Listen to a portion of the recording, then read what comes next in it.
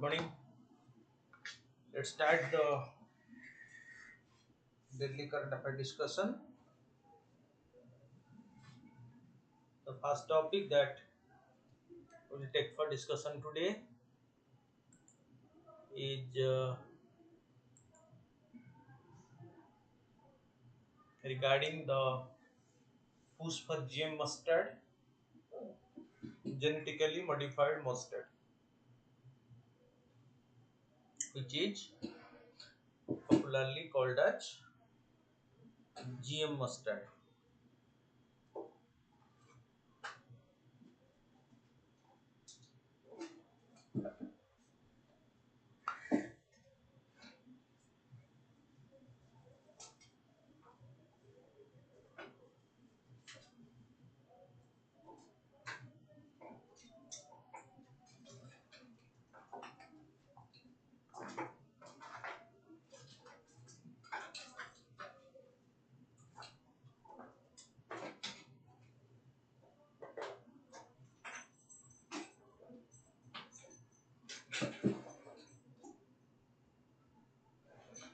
India has seen a robust debate on GM crop in the last 2 decades because GM crops, the only crop that has been allowed for cultivation in India is GM cotton, but in successive period, so there is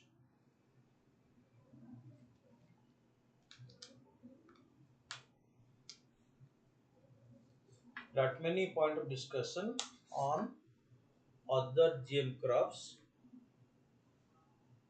Fine. India has seen a robust debate over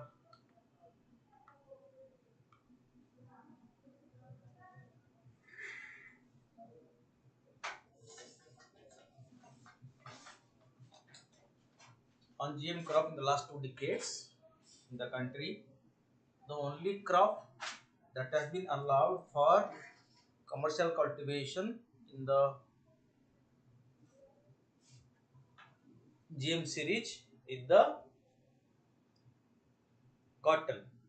Environmentalists, scientists, farmers, and higher judiciary have asked probing questions about the safety, efficacy, and even the very necessity of the GM food also. Recently, some activists approached the Supreme Court to ban genetically modified food crop, Dhara mustard hybrid 11, DMH11 for various reasons. GM mustard, the University Center for Genetic Manipulation of Crop Plants created the genetically altered mustard variety known as the DMH, Dhara mustard hybrid 11. Biologists insert select gene at a random location in the DNA of a plant to develop a GM crop. The Genetic Engineering Appraisal Committee approved the commercial production of GM DMH11. Genetic Engineering Appraisal Committee is in charge of evaluating request of release genetically engineered organisms and products into the environment, including experimental field tests. The Environment Protection Act gives the Genetic Engineering Appraisal Committee or those it has authorized the right to take sanction on it. Mustard is the top crop for producing edible oil because mustard oil is widely used in India. GM mustard is a herbicide-tolerant crop, and farmers and the campaigners claim that spraying hazardous chemical on the plant will have an adverse effect on the health of those who consume it. Additionally, they contended that it does not fit the agricultural circumstances in India and is not environmentally sustainable.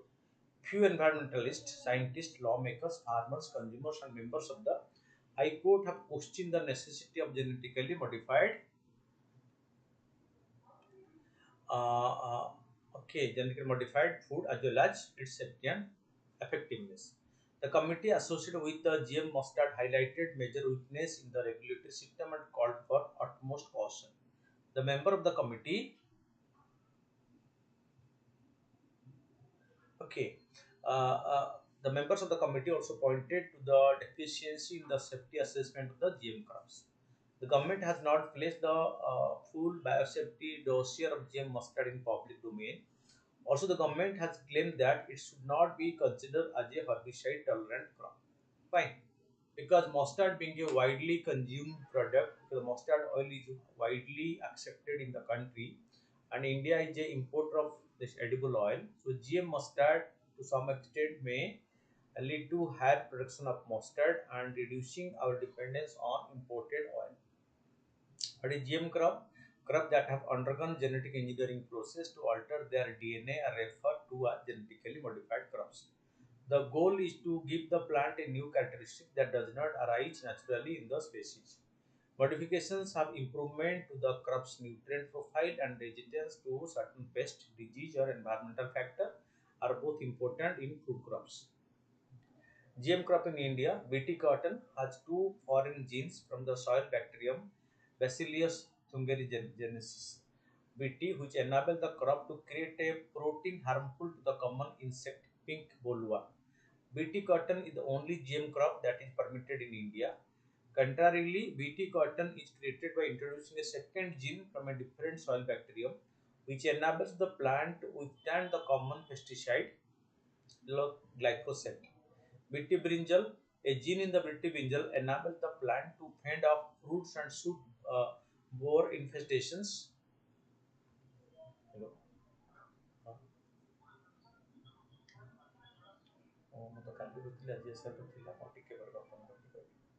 Almost a gene in the BT brinjal enables the plant to defend itself against fruits and shoot borers. The commercial distribution of genetically modified mustard has previously been delayed by the government due to vehement resistance from the NGO and the anti-genetically modified organism campaigners. The DMH11 mustard, the genetic alteration of the DMH11 mustard created by Deepak Pantel and colleagues at the University of Delhi South Campus permits cross-pollination in a crop that naturally self-pollinates. Okay, so mustard is self-pollinated, but right now this is for cross-pollination. Worldwide variants, there are GM versions of maize, canola and soybeans accessible everywhere in the world. But in India, only GM cotton is allowed and none other food crop has been allowed for commercial cultivation in India. Advantages of GM crops: they boost output and increases farmer income. It lessens the use of pesticides and insecticides during farming, which may be excellent step for improving the availability of food. It can feed a population that is growing quickly due to drastically higher yield. Small plots of land can yield greater yields. These are the advantages of GM crops. But coming to the disadvantages, the production imposes high risk to the disruption of ecosystem and biodiversity, because the better trait produced from engineering genes can result in the favoring of one organism. It raises the expenses of farming and makes farming more prone to marketization, which focus on unethical profits. In addition to endangering farmers, transgenic crops also threaten the environment and the trade. The majority of the negative consequences of the GM crop are not captured by the present safety evaluations. Additionally, the regulatory framework of the GM crop in India has never undergone a full evaluation of the GM risk assessment of Indian conditions.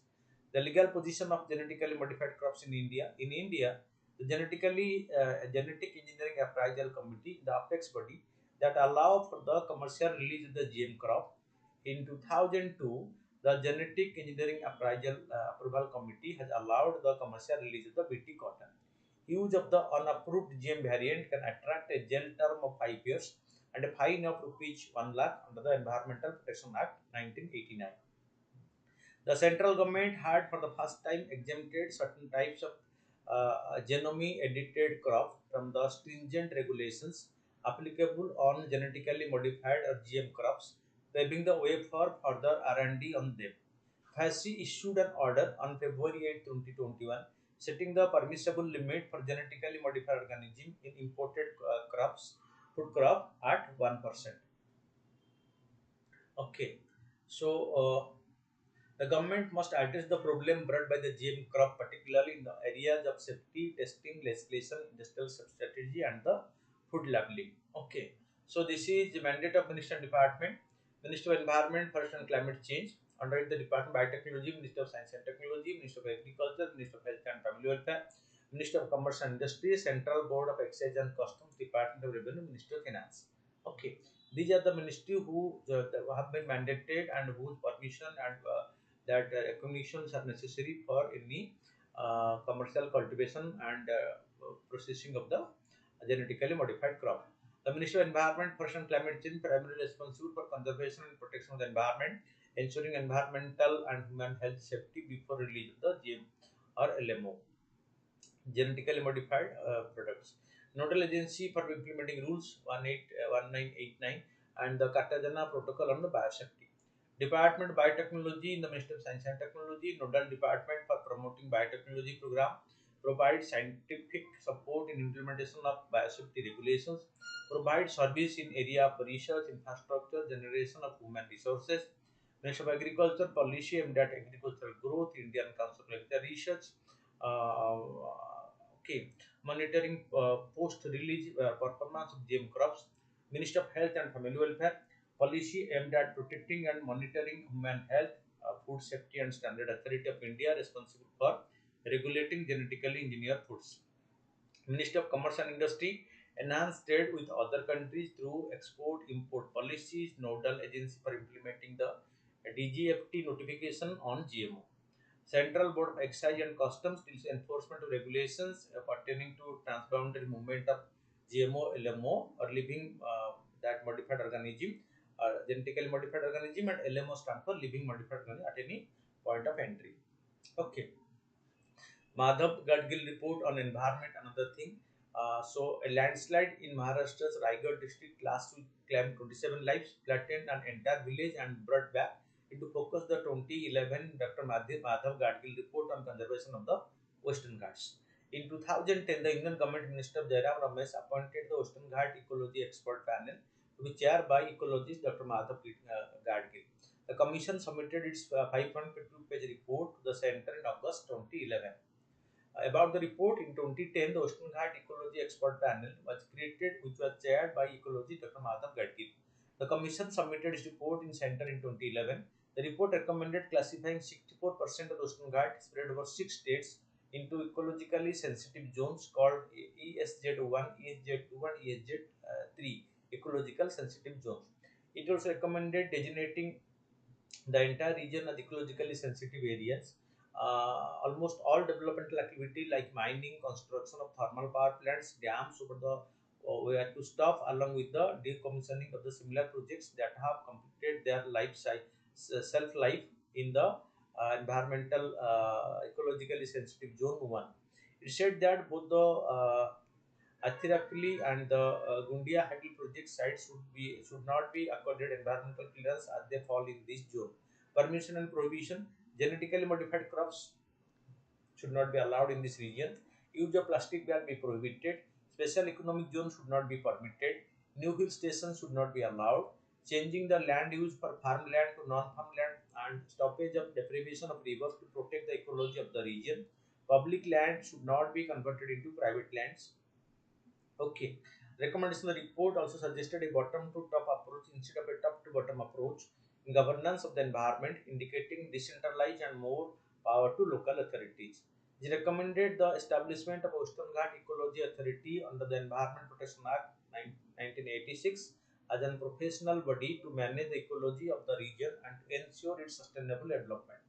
A ban on growing single commercial crops like tea, coffee, cardamom, rubber, banana, and pineapple, which have led to fragmentation of the forest, soil erosion, degradation of river ecosystem, and toxic contamination of the environment.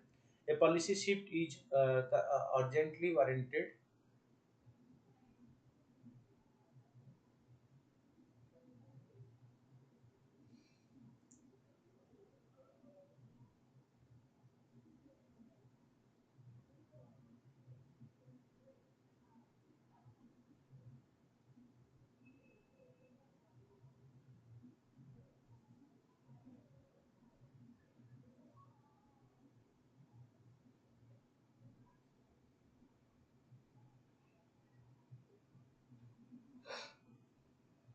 Okay. The policy shift is urgently warranted, curtailing the environmentally disastrous practices and switching over to a more sustainable farming approach in the Western Ghats. Taking critical steps to involve citizens, including proactive and sympathetic implementation of the provisions of the Community Forest Resources of the Forest Right Act. Okay. Then there is another committee called the Kasturi Jangan Committee. In 2012, a high-level working group on Ocean Guards was constituted under the former Indian Space Research Organization Chief Dr. K. Kasturi Rangan. Kasturi Rangan panel led formulates a report to replace the Gadgil report. While the Gadgil report recommended 64% area in the Ocean Ghat, a report by the panel led by K. Kasturi notified only 37% of the area as ecologically sensitive. Okay. So it also split the Ocean Ghat into cultural human settlement and natural non-human settlement region. It was suggested that cultural lands be designated as an ecologically sensitive area. It also consisted of red, orange, and green categories. The red list entailed a ban on mining, stone quarrying, thermal plants, and certain construction and township projects. The orange category had activity that would be deregulated and taken up with appropriate permissions. The green category allow all agricultural and horticultural activity and commercial activities. In 2017, the Environment Ministry issued a draft notification demarcating an area of 56,000 to 85 square kilometers in the Eastern Ghat as ecologically sensitive area, as opposed to the 59,940 square kilometer recommended by the Kasturi Ranjan Committee. By 2022, the Centre announced a high-power committee constituted by the Minister of Environment, Forest and Climate Change to conduct physical landscaping and submit a detailed report in a year's time on the implementation of the Kasturi Rangan Committee. Fine. Then the next topic is about the inclusion of the Mahara and the Mahara community in the scheduled caste list. The Union Social Justice Ministry recently introduced the Constitution Scheduled Caste Order Amendment Bill 2023 to add two synonyms for the Mahara community, Mahar and Mahar, in Chhattisgarh to the state scheduled caste list. The criteria for inclusion: extreme social, educational, economic backwardness arising out of traditional practice for disability. Procedure for inclusion: scheduled caste are specified under the provision of Article 341 of the Constitution of India. The President may, with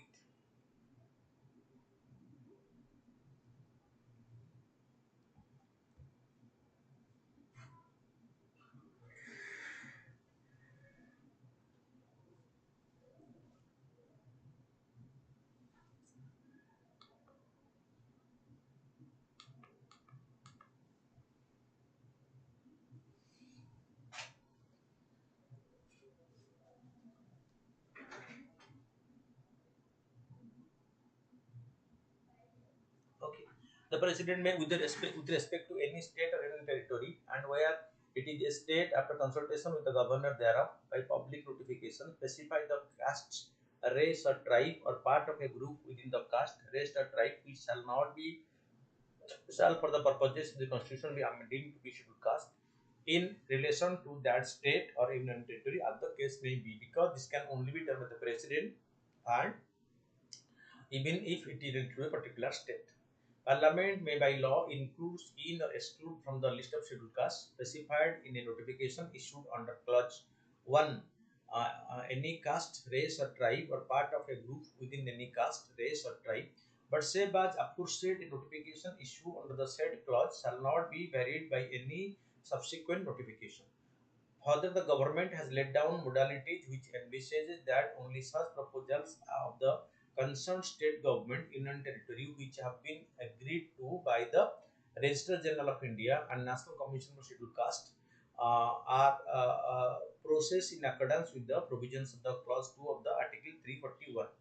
As any amendment in the list of scheduled castes can be made only by an act of parliament in view of clause 2 of Article 341 of the Constitution, no time frame can be assigned in the matter. Then the next topic is the Meri Mati Meri Desh campaign. The Union government has launched the Meri Mati Meri Desh campaign. It envisages an culminating event of the Azadi ka Amrit Mahotsav celebration. Under the campaign, soil collected from the different parts of the country will be used to develop a garden along the Kartavya Path in Delhi. Events have been planned at the Panchayat, village, block, urban, local body, and state and national level, respectively. The 5-point agenda includes the installation of a Shila Parakam or memorial plaque bearing the names of those who have made the supreme sacrifice. For this purpose, that braves or bravehearts include freedom fighters, defense personnel, central armed police personnel, and state police will be added in that. Then the Greenfield Airport, the Prime Minister inaugurated Gujarat's first Greenfield Airport at the Hisar near the Rajkot. Greenfield projects are those that are initiated from scratch on developed ground. They do not include the renovation or demolition of an existing building. The classification takes into account specific environmental characteristics as well as planning, commissioning, and construction process from the scratch. Completely new structure built in the that greenfield project. Government of India has accorded in principle approval for setting of 21 new greenfield airports. Out of these, 11 greenfield airports have been operationalized. The Kargil Vijay Divas on July 26, 2023, Kargil Vijay Divas will be commemorated to pay tribute to the courageous Indian soldiers who valiantly fought in the Kargil War. After the Indo-Pak War in 1971, there have been many military conflicts. Both the country conducted nuclear tests in 1998 with further escalated tension and finally the Kargil War in 1991. It is called the Kargil Intrusion, undeclared war. None of the Kargil conflict was fought between the May to July 1999. The Kargil now in the district of UT of Ladakh, district Jammu and Kashmir along the line of control, okay, in which India got the victory over Pakistan. Operation Vijay in year 1999, India and Pakistan signed the Lahore Agreement to mutually resolve the Kashmir issue in a peaceful manner. However, the Pakistani troops began infiltrating towards the Indian side of the line of control on the Operation Badr, hoping to cut off Indian troops in Siachen. The Indian Army responded by launching Operation Vijay. On 3rd May 1999, Pakistan started this war when they had infiltrated into the high altitude in the Rocky Mountainous region of Kargil, around 5,000 soldiers and captured it. When the Indian government got the information about it, Operation Vijay was launched by the Indian Army to throw back the intruders who had treacherously occupied Indian territory. Which is the National War Memorial inaugurated 2019.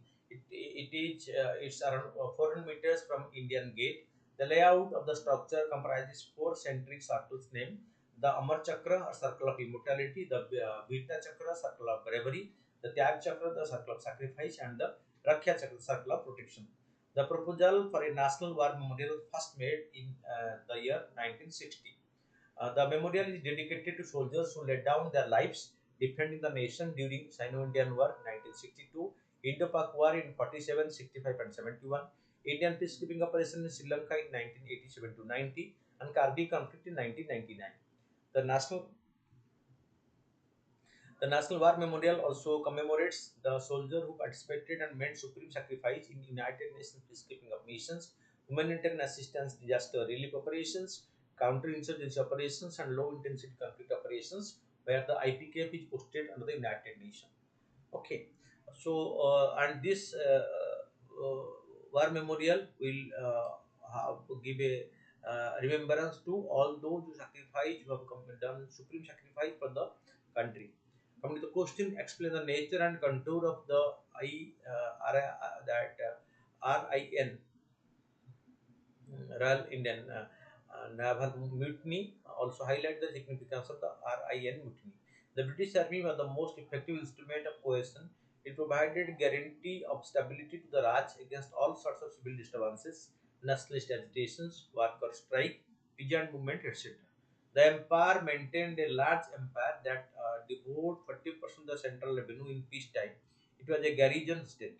Okay, 40% of the revenue was spent for defense. The Indian that Royal Indian Naval Revolt started in 18 February 1914 in Bombay. That the offshoot of the visible economic impact of the war, manifested rising prices, shortage of food grains, and closure of the wartime industry, causing retrenchment of employment. It got merged with the anti-British sentiment in the mass scale of the protest revolving around the INA trials, Indian National Army trials, Subhash Chandra Bose. Army was quarantined in the garrison across India, deliberately kept a low level of literacy, and insulated from all political influence. Everything was changed due to this short but very significant RIN mutiny. That it was started by the naval rating of the HMIS Talwar protested against the poor quality of food and racial discrimination of the British officers. The Bishi Dutt, a rating in the HMIS Talwar, was arrested for scribing "Quit India" on the panel of the ship. It served as a trigger for the revolt. 1100 rating of the ship started the strike on the ship. The day after the revolt was joined by the raiding in the fort barrack and the castle, and the large number of them went into Bombay city in commanding trucks, waving Congress flags, holding upward a portrait of Subhash Chandra Bose and shooting anti-British slogan. A Naval Central Strike Committee has been elected. It combined service grievances with wide national concern. The latter include the release of the INA personnel and other political prisoners, withdrawal of Indian troops from Indonesia, and the acceptance of Indian officers only as superiors. The most significant feature of this short uprising was the massive outpouring of public support for the mutiny. Soon, the workers in the textile mill of Bombay joined the struggle. The trade unions in Bombay and Kolkata called for a sympathy strike, and the two cities turned into war zones. Barricades were erected all over and pitch battles fought. Shopkeepers drowned shutters, and Hartal became the order of the day. Trains were stopped in the two cities with people sitting on the track. Rating in the HMIS Hindustan and other naval establishment in Karachi also went on. Lightning strike in February 19. The strike will spread to almost all the naval establishment across India, and at least 20,000 rating or naval soldiers from 87 ships and 20 shore establishment ended up revolting in the days after the February 18, 1946. There are strikes expressing support to the rating in the Royal Indian Air Force, a station in Bombay, Pune, Kolkata, Jesuri and Ambala units. The Sepoy in the army cantonment station at Jabalpur too went on strike. The rating in many places hoisted the Congress, the Communist and the Muslim League flag together on the ship mast during the revolt. The colonial government response was brutal liberation, and an army battalion was inducted to control the situation. More than 228 civilians have died and 1046 were injured. The rating in Bombay surrendered on 23rd February following assurance of sympathetic treatment from the Vallabhbhai Patel and Muhammad Ali Jinnah. The rigor not to encourage discipline in the armed forces, they know that independence and power were in the sight. The RIN mutiny, even though was a revolt without leadership to give it an organized direction, had a dramatic psychological repercussion as it showed the politicization of the army and brought in sharp relief. The point that British rule in India could not go on forever. The seed of national consciousness has reached the heart of the British Empire. The impact of the mutiny event was liberating the terms of the consciousness of the ordinary Indian. Even today, when people head back to those days, the RIN revolt looms large in their memory as an event which made the people and the government realize that days of colonial rule were numbered. It was indeed a glorious chapter in the Indian national movement and perhaps the last act of rebellion in the long story of such act of valor in the course of independence, which has played a very significant role in giving the courage to Indians to demand for independence. Then coming to the MCQs, because the following statement regarding Kargil Vijay Divas. Kargil Day is observed annually on July 26, 1999, conflict with China. It is. So, one is incorrect. Okay. Upon Vijay is related to Kargil War. So, only two is correct. Okay. It is with, not with China, but with Pakistan.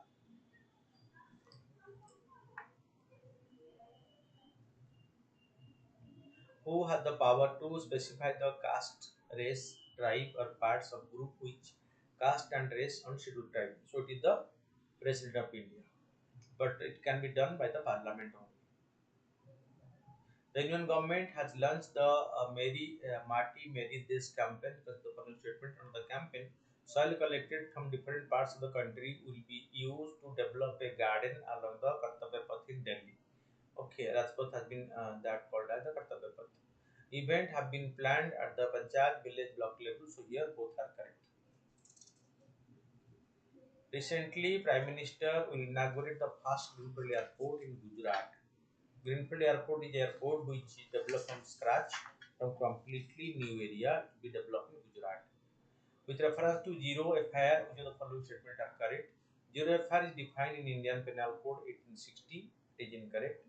The provision of the zero FIR came after the recommendation of the report of Justice Verma Committee. So it is two is correct, one is incorrect. So only two is correct.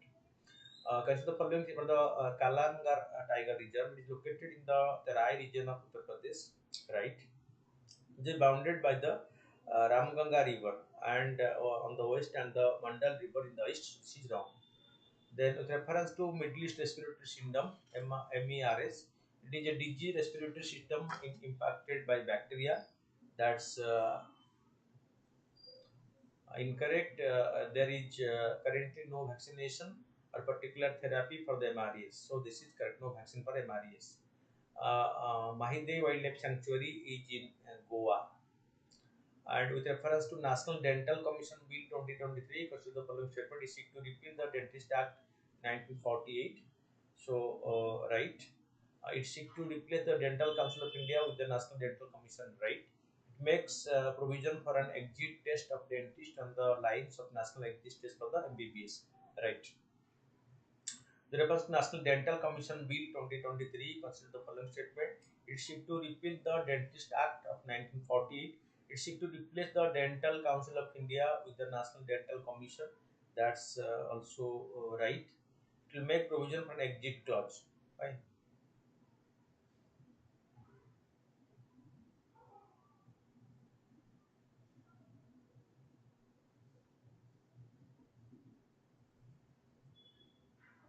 Thank you for watching.